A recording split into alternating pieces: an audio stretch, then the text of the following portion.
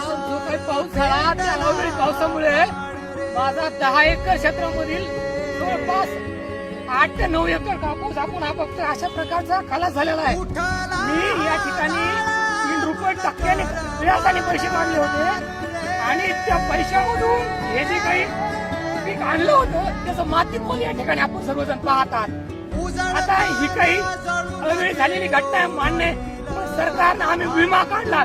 गेल्या वर्षीचा 25% अग्रिम देऊन आम्हाला बोलवलेला आहे. गेल्या वर्षीचा 75% विमा त्यांनी दिलेला नाही. या वर्षी विमा काढलाय त्यामध्ये आम्ही 3400 रुपये किंवा 3000 रुपये सरसकट मदत देऊ. अहो यांची लेकरं 3400 रुपयाची चॉकलेट खाते आणि आमच्यासारख्या गरीब माणसाला हे 3400 रुपये सरसकट अनुदान म्हणून शेतकऱ्याला अशी शेतकऱ्याची वाईट अवस्था आहे. आज माझ्याकडे नाही ना म्हणलं तर 4 ते 5 लाख रुपयाचे कर्ज आहे आणि हे कर्ज मी फेडणार कसं? एवढे पैसे मी व्याजाने काढले. अशी जर परिस्थिती आली जर मला शासनाची भरघोस मदत जर नाही मिळाली तर फाशी घेतल्याशिवाय माझ्याकडे दुसरा पर्याय नाही.